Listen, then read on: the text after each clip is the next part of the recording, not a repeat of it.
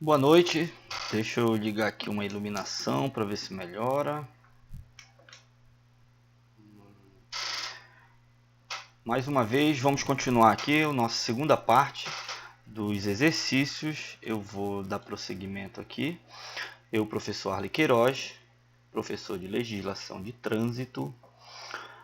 Vamos continuar a nossa folha de exercícios. O último vídeo aí, 40 minutos. Eu espero que vocês não tenham achado cansativo, porque eu, além de explicar o exercício, eu gosto muito de falar por que os itens estão certos ou errados, e é por isso que levou esse tempo todo. Vamos tentar fazer isso aqui de maneira mais dinâmica. Se bem que agora, além de terminar o capítulo 3, nós temos também o capítulo 3A, né, que fala dos condutores profissionais. Mas vamos ver aí. Ó, mais uma vez a nossa tela, que senão, se eu não colocar essa tela, eu esqueço de falar.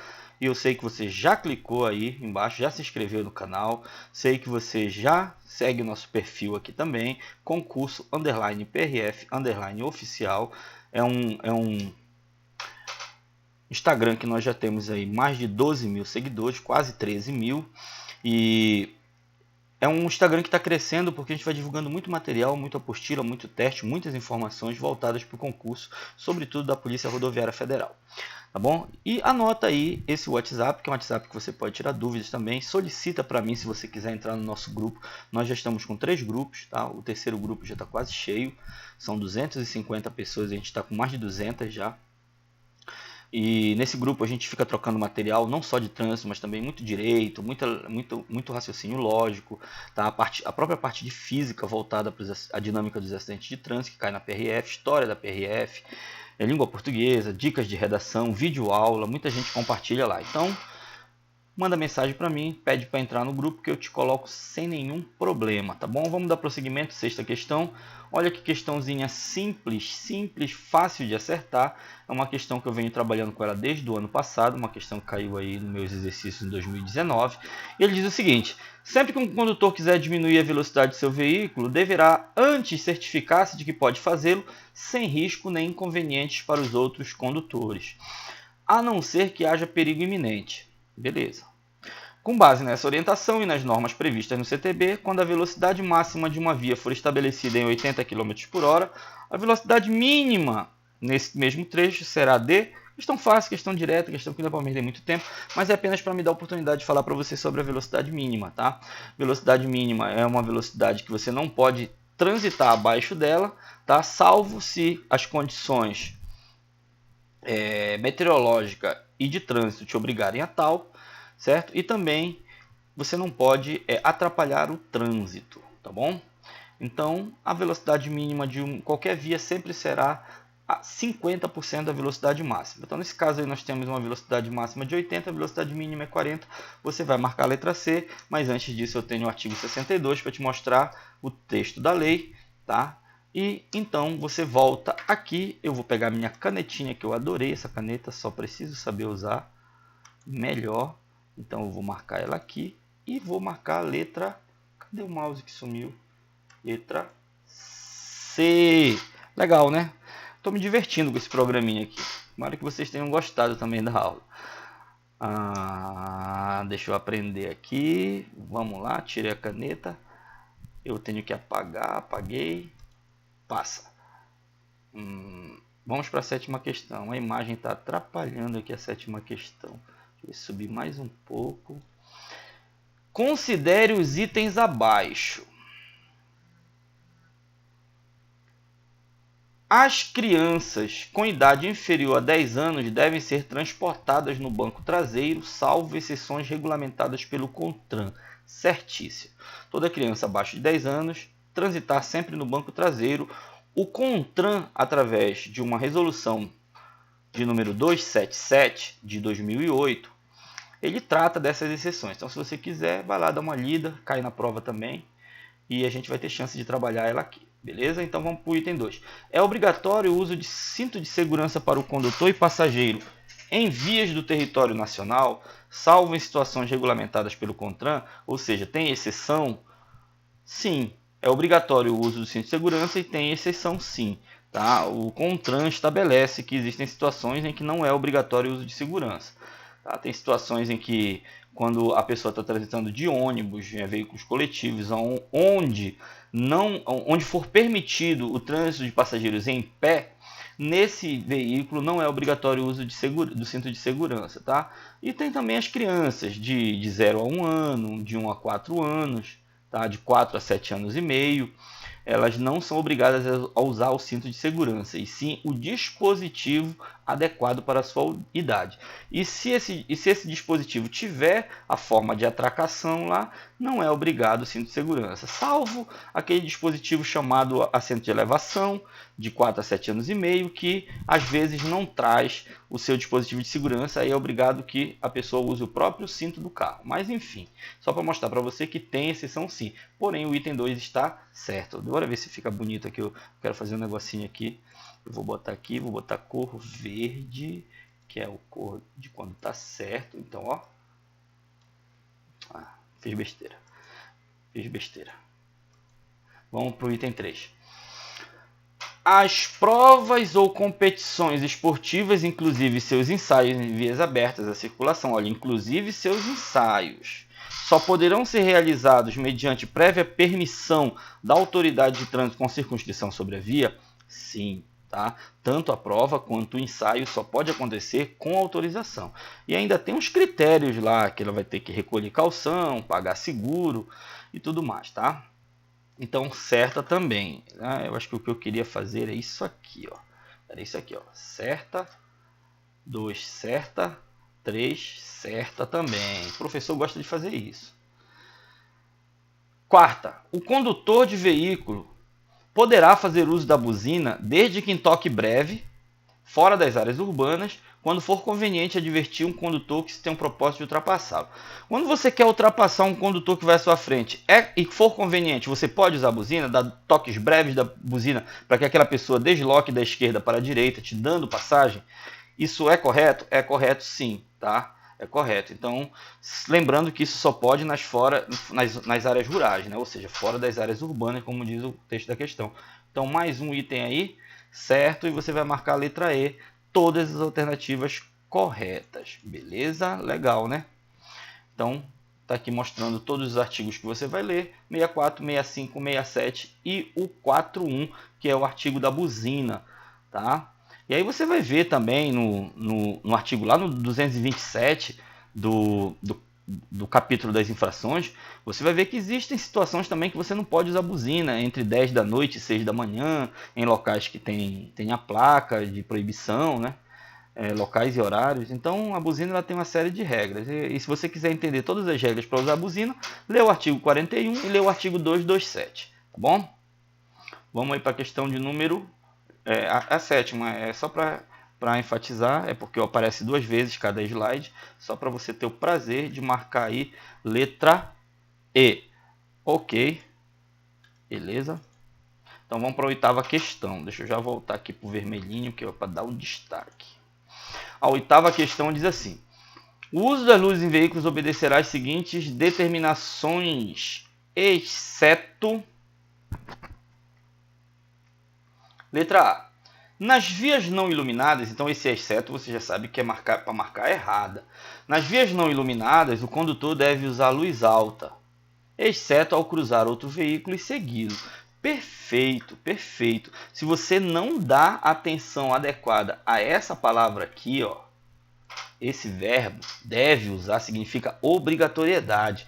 Então, tem muita gente que não consegue entender isso como obrigatoriedade. Vai que o organizador, lá vai que o elaborador da questão coloca assim para ti, olha, nas vias não iluminadas o condutor é obrigado a usar a luz alta. Você vai ficar com medo de marcar, porque não viu isso aí, mas dever é obrigação sim, tá?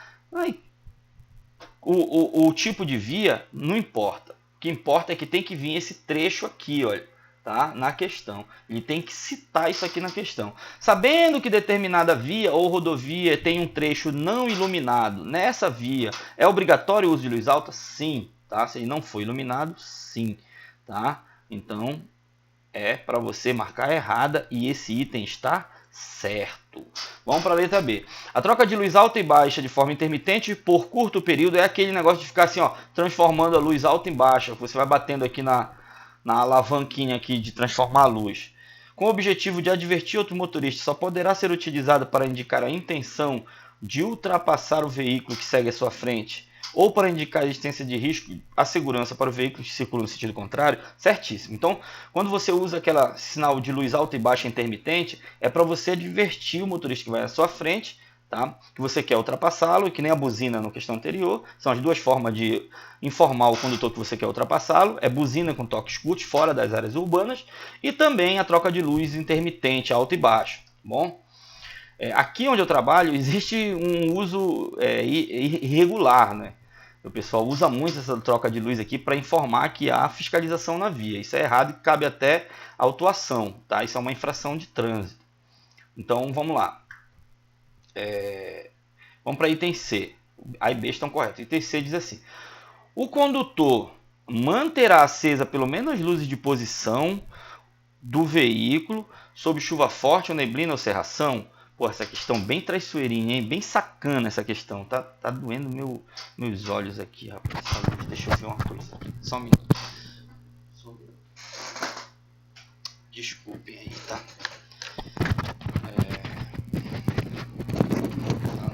Esse negócio de eu acabo esquecendo de colocar. Pronto. Olha aí, ficou reflexo. Ficou ruim. Deixa eu ver aqui. Tá bom. Onde é que eu tava? O condutor manterá aceso. Olha só isso aqui. Isso aqui, rapaz, para fazer, agora que a gente está lendo com calma, é tranquilo. Mas imagina isso na tensão de uma prova. Você pega esse trecho aí: o condutor manterá acesa pelo menos as luzes de posição. Tem gente que não sabe nem o que é luz de posição, né? Luz de posição é aquele pingozinho que é o primeiro estágio quando você gira o botão da iluminação, que muita gente chama de luz mínima, tá? A luz mínima é aquela bem fraquinha, a luz de posição. É só para mostrar a largura do veículo para quem olha de longe, tá? E essa luz de posição, quando o cidadão está transitando sob chuva forte, neblina ou cerração, aí o cara diz assim: pô, será que isso não é para eu marcar que está errado? Porque se ele está numa chuva forte, neblina ou cerração, o ideal é que ele use a luz baixa, né? A luz baixa já é o segundo estágio do botão. É aquela luz que a gente usa à noite. Tá? É a luz que agora é obrigatório usar de dia nas rodovias. Então, você pode ficar na dúvida e achar que está errado esse item, mas ele está certo. Tá? O artigo 40 ele diz que o condutor vai manter acesa pelo menos as luzes de posição. Então, se você está transitando sob neblina, chuva forte ou cerração, pelo menos aquela luzinha mínima, o pingo, né, tem que estar aceso. O nome dela é luz de posição. Eu estou usando esses outros termos para ver se eu consigo passar a informação melhor para você, tá bom? Então vamos aqui para o item D. O condutor utilizará o pisca-alerta em imobilizações ou situações de emergência. Pessoal, só existe essas duas possibilidades de você usar o pisca-alerta, tá? Em imobilizações ou situações de emergência. Tá? Outra situação, você não vai usar pisca-alerta, porque é infração de trânsito, você vai ser autuado, vai receber uma multa na sua casa, achando que você está fazendo certo, mas está fazendo errado. Quer ver uma coisa que é muito comum as pessoas fazerem? Quando se aproximam de uma faixa de pedestre, aí o pedestre dá o sinal lá com a mão, aí o condutor para, quando o condutor para, já toca o dedo no alerta. Ele parou ali, mobilizou o veículo dele para que o pedestre cruze a via, ligou o alerta, tá? Eu não vou discutir para você aqui se a questão é tornar seguro ou mais seguro. Não, eu não tenho que discutir a lei. A lei diz que isso não é uma situação de emergência. Então você não tem que utilizar do pisca-alerta nessa situação. Tá? É possível até que você cometa uma infração de trânsito. Outra situação lá é quando a pessoa para em faixa dupla, tá? Para em faixa dupla e, sobretudo, na frente de algumas escolas, né? Para esperar o filho na frente da escola e liga o alerta, achando que aquilo vai tornar lícita a parada dela na via. Tá? Então, nesse momento, além de você cometer a infração do artigo 181, que é estacionar em fila dupla, você também vai cometer outra infração, que é o do uso irregular do pisca-alerta. Tá bom? Então, vamos lá. Letra D. Já vimos que está correto. Então a letra E é a única que sobra, ela que deve estar errada. Quando o veículo estiver parado para efetuar operações de carga ou descarga de mercadorias, de dia ou de noite, não é obrigatório manter nenhuma iluminação. Tá? Pessoal, se o veículo está fazendo uma operação de carga ou descarga, existe um artigo do CTB dizendo que é obrigatório que ele deixe pelo menos também a luz de posição acesa, essa luz que você acabou de ver aí. Tá? Então nós vamos ver aqui quais são os incisos do artigo 40. São todos esses aqui, ó, o 3, o 4, o 5 e o 7. Você vai dar uma lida e você vai verificar. Tá? Eu baixei, eu diminui a fonte desses outros itens aqui porque não são tão interessantes, não fazem parte da questão. Tá? Então você está vendo aqui a troca de luz baixa, você vai ler exatamente o que está escrito na questão, então não vale a pena repetir. Tá? Dá um pause aí, lê ou então corre lá no teu CTB. Oitava questão, você vai marcar qual é a letra. Deixa eu ver como é que eu vou marcar aqui. Você vai marcar a letra E. Ok? Dá um print se quiser salvar. Mas a gente vai passar adiante. Nona questão. Bom, a nona questão, ela fala aí do motorista profissional. A nona e a décima. É o artigo, é o capítulo 3A do CTB. Então, vou falar uma coisa rapidinho aqui, tentar te dar uma dica sobre o motorista profissional. É o artigo 67A. Ele diz o seguinte, pessoal. O que é interessante você saber do motorista profissional? Não são todos os motoristas profissionais. Tá? Taxista, por exemplo, não é atingido por esse artigo. O taxista ele não deixa de ser um motorista profissional. Tá? Mas ele não é afetado por esse dispositivo. Quais são os motoristas que são afetados por esse item? É o motorista rodoviário profissional, de transporte de carga ou de transporte de passageiro. E o que você vai precisar saber? Você vai precisar saber, entre outras coisas, o que é mais importante, tá? Para as provas que envolvem só o CTB, porque existe resolução também para esse assunto e a gente vai aprofundar ainda mais na resolução. Mas as provas que lá no seu edital vem dizendo assim, somente Lei 9.503 de 97, Código de Trânsito Brasileiro, você precisa saber poucas coisas sobre o motorista profissional. E as mais importantes são o tempo que ele efetivamente pode ficar na direção e o tempo que ele tem que guardar de descanso. Então, o que eu vou te dizer aí? A regra geral é que dentro de 6 horas, você não pode esquecer, dentro de 6 horas, o motorista ele não pode dirigir continuamente mais de 5 horas e meia. Dentro de 6 horas, ele não pode ter mais de 5 horas e meia de direção. Ele tem que resguardar o máximo de 30 minutos, o mínimo de 30 minutos, e dirigir o máximo de 5 horas e meia dentro de cada 6 horas. Isso é a regra geral. Tá? A regra geral é que dentro de 6 horas, dirige 5 horas e meia, descansa 30 minutos. Tá? Esses 30 minutos, inclusive, podem ser fracionados, tá? Em intervalos não menores que 5 minutos. Porém, quando se fala do motorista do transporte de passageiro, motorista de ônibus rodoviário, essa lei tem um pouquinho mais de restrição. Tá? Não é a cada 6 horas que ele tem que guardar 30 minutos, que ele tem que observar 30 minutos de descanso. É a cada 4 horas. Tá? Então, essa questão, ela traz aqui o motorista deixa eu marcar aqui, o motorista do veículo rodoviário de passageiro. Tá? O motorista do veículo rodoviário de passageiro, ele tem que resguardar, ele tem que observar um descanso de 30 minutos a cada 4 horas de direção. Então, você vai marcar aqui letra C, correto? Então, a nona questão, letra C. E eu tenho um dispositivo muito bom para te mostrar, para tu ler. Eu fiz aqui um slide bacana, espero que você goste. Tá? Tá aqui, fiz até bonitinho, né? Olha só o que acontece se o motorista não observar o seu tempo de descanso. Então, o capítulo 3A aqui, tá? Vou falar do artigo 67C. Ele diz assim, percebe que isso aqui é o caput do artigo. Ele que é a regra geral. É vedado ao motorista profissional dirigir por mais de 5 horas e meia ininterruptas o veículo de transporte rodoviário coletivo de passageiro ou transporte rodoviário de carga. Tá? Então é vedado. Nenhum motorista, se você considerar todos os motoristas, nenhum deles pode dirigir por mais de 5 horas e meia. Tá? Nenhum deles. Aí o parágrafo 1º vem dizendo que, no caso do motorista de carga, essa regra é a mesma.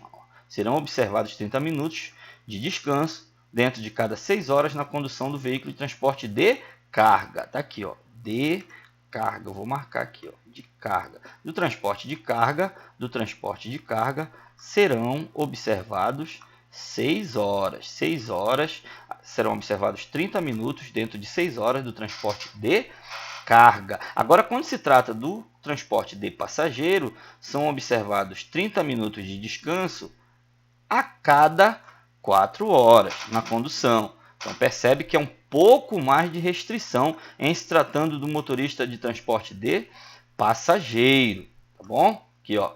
Então, quando se trata de carga, é 30 minutos a cada 6 horas. Do transporte de passageiro, é 30 minutos a cada 4 horas. Legal? Agora eu acredito que dá para você marcar lá sem nenhum problema. Aqui, ó, nona questão, resposta aqui, letra, que nós marcamos letra C. Beleza? Nona questão, letra C. Então, vamos para a próxima. É a 10ª, que trata também do motorista de transporte profissional rodoviário de carga ou passageiro. Ele diz o seguinte: segundo o Código de Trânsito, o motorista profissional é obrigado, dentro do período de 24 horas, observar um mínimo de X horas de descanso, que podem ser fracionados. O valor de X é, olha só, tentar te explicar aqui como é que esse dispositivo funciona. Perceba o seguinte: o condutor, ele tem, que eu vou fazer um negócio bacana aqui, fazer uma linha de tempo aqui para ti, ó. O condutor, eu vou dividir esse dia aqui, ó. Eu vou dividir esse dia. 6 horas, 6 horas, 6 horas, 6 horas, tá? Então, para ver se você compreende. Não vai reclamar, não. Não vai reclamar que tá esse professor enrola muito. Não enrolo nada, é para você entender. Se não gostar, eu faço mais rápido da próxima aí. Então, aqui eu tenho 6 horas, ó. Aqui eu tenho 6 horas. Aqui eu tenho 6 horas. E aqui eu tenho também 6 horas, tá? Então, se você considerar que dentro de cada 6 horas eu vou ter que dirigir 5 horas e meia e descansar 30, rapaz, eu estou meio atrapalhando com essa cor. Por que não ficou azul aqui? Ok, é para ficar azul. Ficou? Aí, ó, tá aqui, ó. Então tá aqui, ó. Esse azulzinho é o descanso. 30 minutos. Então, dirigi 5 horas e meia e descansei 30 minutos. Aí, dirigi mais 5 horas e meia e descansei mais 30 minutos. Dirigi mais 5 horas e meia e descansei mais 30 minutos. Dirigi mais 5 horas e meia e descansei mais 30 minutos. Veja, se aquele dispositivo ficasse só com aquilo que a gente explicou na questão passada, dentro de 12 horas, o motorista só descansou uma. Mais 12 horas, olha, o motorista descansou mais 1 hora. Ou seja, ia acontecer o absurdo de um motorista dentro de 24 horas descansar só 2 horas e dirigir 22. Cadê a segurança aí? O motorista desse vai ficar extremamente cansado. Então, ele tem que dirigir 5 horas e meia, descansa 30 minutos. 5 horas e meia, descansa 30 minutos. Beleza, ele pode fazer isso da forma como ele quiser, desde que dentro dessas 24 horas aqui, dentro dessas 24 horas, ele tem que ter um mínimo de 11 horas de descanso. Ele tem que descansar 11 horas dentro dessas 24, para evitar esse absurdo que eu mostrei para vocês. Entendeu? Sendo que 8 horas tem que ser ininterruptas, tá? 8 horas ininterruptas. 8 horas ininterruptas. E essas 3 horas aqui podem ser fracionadas. Essas 3 horas podem ser fracionadas, inclusive podem coincidir com essa meia hora aqui. Ah, descansei meia hora aqui, descansei meia hora aqui, só falta mais 2 para somar com as 3 horas fracionadas. Porém, 8 tem que ser ininterrupta. Então, é muito comum o aluno confundir e dizer assim: segundo o Código de Trânsito Brasileiro, o motorista profissional dentro de 24 horas tem que descansar 8 horas. Ele pensa e vai marcar aqui letra C, errou a questão, tá? Porque essas 8 horas ininterruptas, elas são obrigatórias, mas elas têm que ser somadas com mais 3 fracionadas ou não. Pode ser 11 direto também, tá bom? Então, a resposta correta para essa questão é letra E, 11 horas, tá? Dentro de 24 horas se descansa 11 horas. Eu vou mostrar para você o dispositivo agora. Tá? Gostaram da minha linha de tempo aí? Olha lá. É um outro itemzinho. Eu quero falar para você o parágrafo 3º aqui. O condutor é obrigado a cada 24 horas a observar um mínimo de 11 horas de descanso, que podem ser fracionadas, usufruídas dentro do veículo e coincidir com intervalos mencionados no parágrafo 1º, que nós já falamos lá. Observados no primeiro período, 8 horas ininterruptas de descanso. Tá? Uma coisa legal aqui que eu quero falar para você, tá? Duas coisas legais que eu quero falar para você é o seguinte, tá? Em situações excepcionais de inobservância justificada, o tempo de direção pode ser diferente do que foi falado aqui no item. É porque é o seguinte, vamos supor que a pessoa está dirigindo ali 5 horas e meia. Exato, cravou, bateu 5 horas e meia aqui. Ele olha para um lado para o outro e está no meio do nada. Está no meio de um estirão de uma rodovia gigantesca ali. Ele está no meio tudo deserto. E não vai parar o veículo dele para descansar ali no meio do nada, né? Então, sobretudo se ele estiver transportando passageiros, ele vai ter que continuar, ele vai inobservar essa regra, porém de forma justificada, até chegar no próximo local de descanso, onde ele vai descansar pelo tempo previsto na legislação. Beleza? Então, é possível sim que ele passe de 5 horas e meia e venha a descansar depois que extrapolar esse tempo, desde que ele não tenha um local para descansar. Tá? Ele tem que chegar no local seguro, tanto para ele, quanto para o veículo, quanto para a carga. Tá bom? Uma outra coisa que eu quero falar para você que não está aqui nesse slide, que você deve estar se perguntando aí, mas é só na resolução que você vai ver, é quando nós temos dois motoristas. Né? O motorista ele pode estar ali, quando deu 5 horas e meia, ele pode trocar com um colega que está dentro do veículo com ele e a viagem pode continuar, o veículo não vai parar. Tá? Para isso tem regra também, que ele vai descansar dentro do veículo, mas a cada 72 horas ele vai ter que descansar um determinado tempo lá, que é de 6 horas, mas existem umas regrinhas aí para a gente entender quando a gente for falar dessa resolução. Tá? Mas motorista profissional também costuma cair bastante nas provas atualmente. Tá? Deixa eu ver aqui como é que a gente vai passar disso aqui. Então, você já viu aqui que a 10ª questão é letra E. 10ª questão, letra E. Cadê? Eita. É aqui, rapaz. Enquanto eu não me enrolar, não sou eu. Tenho que fazer umas besteiras aí para ter graça. Bom, mas espero que vocês tenham gostado. Chegamos na 10ª questão, pessoal. Tá? Foi muito bom, eu gostei muito desse método aqui, eu fico bem à vontade. A minha webcam funcionou, graças a Deus. Ela é temperamental, ela funciona quando ela quer. Às vezes eu quero mandar uma imagem, não consigo. Mas fica aqui o meu abraço. Tá aqui o gabarito geral, tá? Caso vocês tenham aí anotado do primeira parte, tá aqui o gabarito final, né? Deu aí então A, B, C, A, D, C, E, E, C, E. Então, vou passar adiante, que já quero encerrar.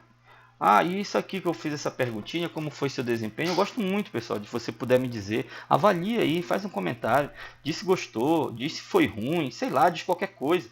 Se você não fala nada, eu fico meio que angustiado. Eu não sei se você está gostando, se está com raiva, se achou ruim. Se achou ruim, eu melhoro. Se achou bom, eu mantenho. Mas se você fica calado, é complicado. Faz um comentáriozinho aí, diz qualquer coisa. Tá bom? Agradeço muito. Deixa eu ver aqui, ó, o último slide, como sempre, pedindo aí colaboração de vocês, mas eu já pedi no começo, então eu vou ficando por aqui, vou agradecendo aí a participação de vocês que vão comentar, eu sempre respondo, fica aí à disposição o direct no Instagram, fica à disposição o WhatsApp, você pode mandar mensagem, lembrando que você pode pedir aí para entrar no grupo de WhatsApp, tá bom? Então, fica com Deus, um forte abraço e até a próxima.